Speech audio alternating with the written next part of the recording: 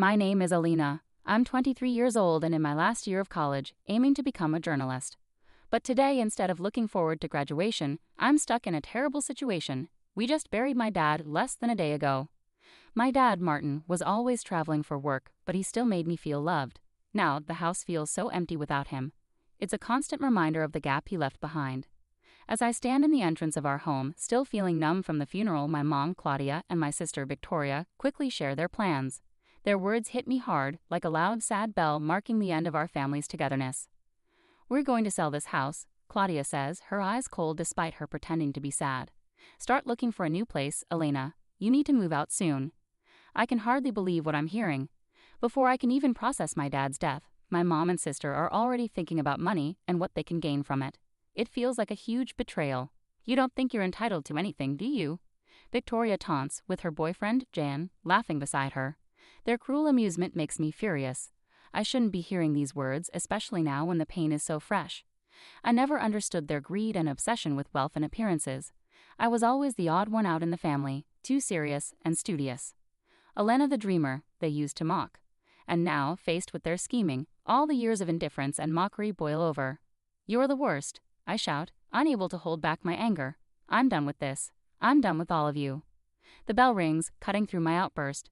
Annoyed at the interruption, I wipe away my angry tears and open the door. A man in a dark suit stands there, holding a briefcase, and his face looks vaguely familiar. "My condolences," he says solemnly. "May I come in?"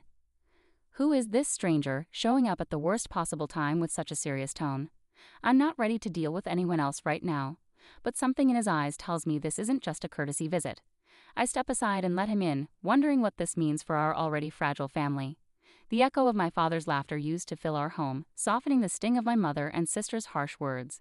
Now the walls seem to close in on me, mixing memories of their hurtful comments with the emptiness his death has left. I always found comfort in my studies, hoping they would lead me to a meaningful life, away from the shallow desires that drove Claudia and Victoria. But as I sit at the dining table, it's hard to focus on anything but the void Martin's passing has created. Silent meals have become the new normal since Dad got sick and passed away. Victoria is always on her phone, and Claudia flips through high-fashion magazines, completely detached from our reality. Their latest plan to sell our home and leave me behind was the final blow to our family bonds. They seemed so eager to chase their dreams of luxury condos and designer lives that nothing else mattered.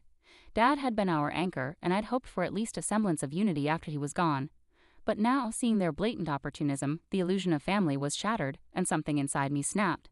I was tired of being the outsider, the one who cared. I was ready to walk away from it all.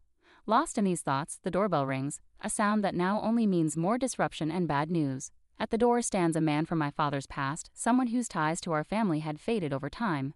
"Good evening," he greets me. "I need to speak with you about your father's affairs." His formal tone feels out of place in our messy living room, a stark reminder of our family's discord. I nod and gesture for him to sit down. Claudia and Victoria peek out from the kitchen, their curious faces showing irritation. The man pulls out a stack of papers from his briefcase, his expression serious. "I'm Mr. Adams, your father's attorney. He entrusted me with his will and some final instructions," he explains, adjusting his glasses with a seriousness that hints at significant news. Claudia leans forward, visibly intrigued, while Victoria tries to appear nonchalant but stays close by. As Mr. Adams prepares to speak, I steel myself for what's coming next, unsure of the impact it will have but certain our family dynamics are on the brink of change once again. The room fills with tension as Mr. Adams clears his throat and unfolds the document containing my father Martin's final wishes. Claudia and Victoria lean forward eagerly, their attempts at composure slipping since his passing. "In accordance with your father's wishes," Mr. Adams begins, "I am here to read the will and begin the process of carrying out his instructions." His gaze moves between each of us, perhaps assessing our readiness for what he's about to reveal. I can't shake a sense of dread. Years of living under my mother and sister's expectations had conditioned me to expect little and prepare for disappointment. Yet as the attorney starts to speak, it becomes clear that our expectations are about to be upended. To my daughter Elena, I leave the entirety of my estate, including the family home and all accumulated savings and investments. The room falls into a hushed silence, broken only by the soft shuffle of papers and the steady tick-tock of the grandfather clock. Mr. Adams continues reading, but his words barely register with me. All I can hear is the pounding of my heart and a buzzing in my ears. It can't be right. There must be some mistake. Me. I manage to stammer, my voice sounding strange to my own ears. But why? Victoria pushes her chair back abruptly, her eyes wide with a mixture of shock and anger. Claudia, equally stunned, sits frozen, her mouth opening and closing silently. Jen, who had been quietly lingering in the background, steps forward as if to comfort or perhaps restrain Victoria. "This has to be some kind of joke, right?" Jen demands, but Mr. Adams only sullenly shakes his head. "There's no mistake," he assures us. Martin was very clear in his wishes. He believed that Elena, with her principles and dedication, would best honor his legacy and manage his assets responsibly. Claudia finds her voice, her disbelief turning to anger. "But what about us?" she demands sharply, her voice shaking with fury. "Are we supposed to get nothing while she gets everything?" The question lingers in the air, thick with resentment from my mother and sister. I'm speechless, caught between the weight of this unexpected responsibility and the hurt of their obvious greed. Mr. Adams looks at me. Martin had his reasons, which he believed would become clear in time. Right now, we need to discuss the next steps and the details of the estate. As Mr. Adams speaks, I can't help but wonder what my father saw in me, what trust he had placed in my hands, and how I could ever live up to it amidst the wreckage of our family unity. The silence following Mr. Adams's revelation feels as heavy as the sorrow I felt at my father's funeral. Claudia and Victoria's anger fills the room, crashing against my shock like relentless waves against a cliff. For a moment, no one says anything. We're frozen in place, the weight of my father's will slicing through the air like a chill wind. "My reasons," Mr. Adams continues, addressing me directly, "are explained in a personal letter your father left for you, Elena. I am to give it to you after we finish here." Victoria's voice breaks the silence. "There must be some mistake," she protests, her words echoing off the walls, igniting a conflict I have no desire to engage in. Jan puts a hand on her shoulder, trying to calm her, but her determination remains unyielding. How can she just inherit everything? Victoria's tone rises sharply, incredulous. "And what about us? Are we suddenly strangers he's decided to abandon after everything we've done for him?" She wields her words like a weapon, her disbelief escalating into a crescendo of frustration. Claudia's shocked facade gives way to anger. "Exactly. There must be some provision for this, some oversight or option to challenge it. This is absurd." Her hands tighten on the chair's arms, her knuckles turning white. I finally speak up, my voice weak even to my own ears. I don't understand. Why would Dad do this? What was he thinking?" My mind races with unanswered questions, all leading back to a man I now realize I may never have truly known. Mr. Adams takes off his glasses, rubbing his nose before replying. "Martin had his reasons, and he wanted you to understand them, in his own words. As for Claudia and Victoria," he turns to them, "you have the option to contest the will if you choose."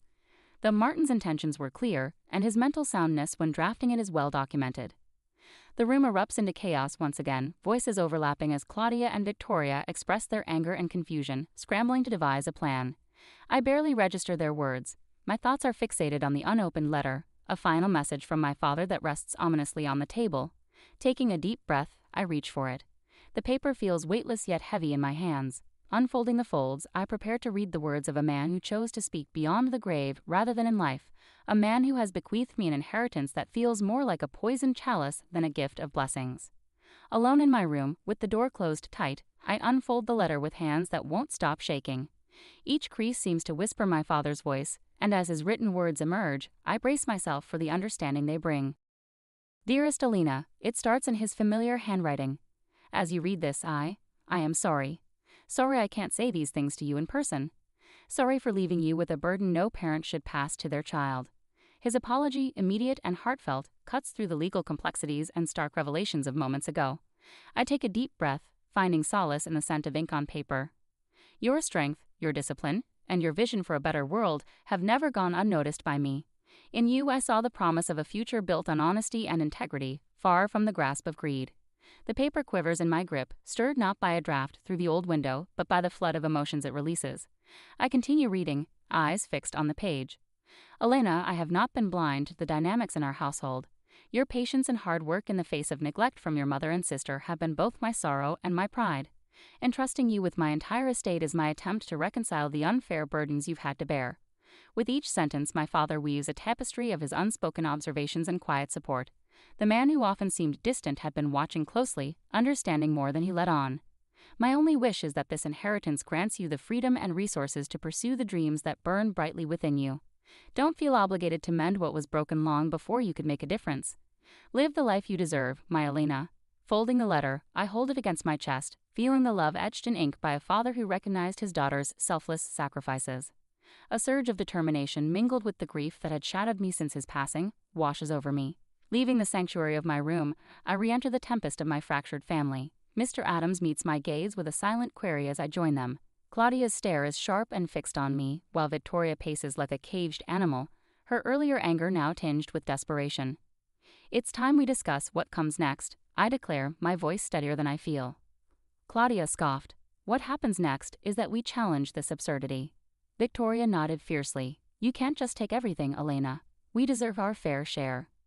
Mr. Adams intervened. Challenging the will would be a lengthy and costly process with no guaranteed outcome. Martin's wishes are clear and well within his rights to enforce. With my father's heartfelt words weighing heavily in my thoughts, I faced them. The family that had never quite felt like a family. It wasn't my decision, but it was his, and I intend to respect it. Tension gripped us all like chains, but amidst the turmoil, one truth remained resolute.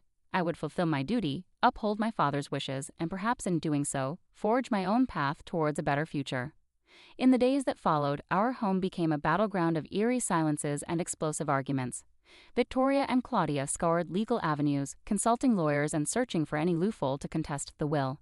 They clung stubbornly to the belief that they were entitled to Martin's legacy, viewing it more as their rightful inheritance than a reflection of a man's lifetime of work. Despite their persistent efforts, Mr. Adams remained steadfast, a calm presence amid the storm. His reassurances were a source of solace as we navigated the complexities of settling the estate. "The will is solid, Elena," he would remind me over cups of lukewarm coffee in the formal dining room. "You don't need to be concerned about their threats." Yet despite Mr. Adams's confidence, guilt gnawed at me. Was it fair to accept everything while leaving my mother and sister with nothing?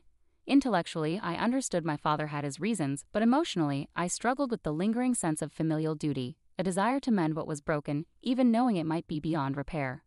My days were consumed by preparing for legal challenges and diving into my father's financial affairs. The responsibility felt overwhelming, analyzing numbers, making decisions about properties and investments I had never known existed. Each task felt like navigating through thick fog, but I was determined to honor my father's trust and see it through. Amidst scrutinizing financial statements, my thoughts drifted to the life awaiting beyond these walls, how I could use this inheritance to forge a path that aligned with my values, how I could make a meaningful impact on the world. Amidst the escalating chaos, Claudia and Victoria's true colors emerged in bursts of pettiness and malice. Victoria impulsively claimed sentimental family heirlooms, while Claudia hinted at dark secrets that could tarnish Martin's reputation. Their tactics were aimed at undermining me, testing my resolve, but I had learned to navigate their emotional traps with caution. On a particularly tense evening, the atmosphere heavy with unspoken threats and icy stares, I reached my breaking point. "Enough," I declared, the single word cutting through the tension like a blade. 3 pairs of eyes focused on me, uncertain, wary. "I can't give you what Dad didn't leave for you, but I can help you start fresh somewhere else." Their shock was tangible, a sudden shift in the power dynamics they had been trying to manipulate. "It won't be a life of luxury, but it will be a new beginning." Claudia's laughter cut through the air, devoid of humor. "A consolation prize from our dear Elena. How generous." Her sarcasm stung, but I remained resolute, shielded by years of hardened resolve. Despite the bitterness hanging between us, I stood firm. "It's not about winning or losing. It's a choice. Take it or leave it, but know this: I'm moving forward with or without your approval." Their response was a mixture of silence and reluctant nods, a fragile agreement born from the clash of self-interest and necessity. Retreating to my room, the weight of my father's letter in my pocket reminded me of the path ahead, one where I would navigate not just the inheritance, but also discover who I would become because of it. Days turned into weeks filled with meetings with Mr. Adams and navigating the complexities of managing my inheritance. Claudia and Victoria, begrudgingly accepting my offer, began their search for a more modest home. The tension eased somewhat, yet a coldness lingered in the air deeper than the approaching winter. It was a time of solitude amid chaos, the house growing emptier with each packed box and removed piece of furniture. I found solace in my father's study, a haven untouched by time, a capsule of the past where family tensions once simmered beneath the surface of daily life. The day arrived when Claudia and Victoria left the house for good. With a signed check and a brief farewell, they departed, taking with them remnants of a life forever altered. Standing in the doorway, I watched their car fade around the bend, feeling a mix of relief and sadness. It was time to focus on the future. With Mr. Adams' guidance, I established a charitable foundation in my father's name, dedicated to providing educational opportunities for disadvantaged students, echoing the aspirations of my younger self who once felt her dreams were out of reach within our home. I enrolled in graduate school, pursuing a journalism program that aligned with my long-held career goals. With my father's network and the resources now available to me, I secured an internship at a respected newspaper. My life became a whirlwind of activity, immersed in pursuing stories and advocating for justice, themes my father and I had often discussed during his frequent business trips, now seeming like distant memories. These days, life keeps me constantly moving, carrying the principles my father instilled in me wherever I go. The house, once confining, has transformed into a true home as I've made it my own. I've repainted walls, rearranged furniture, and welcomed a rescue dog, a lively companion whose barks and playful energy filled the once empty spaces with joy. Rooms that once witnessed family discord now echo with the warmth of friends, colleagues, and shared laughter. Occasionally, I retreat to my father's study, immersing myself in his old letters and weathered books. My gaze often rests on his signature at the bottom of his letter, the final message that reshaped my life. "Duty and love," he wrote, "are the strongest forces we wield. Use them well." In those quiet moments, surrounded by his legacy of words and wisdom, I silently pledge to honor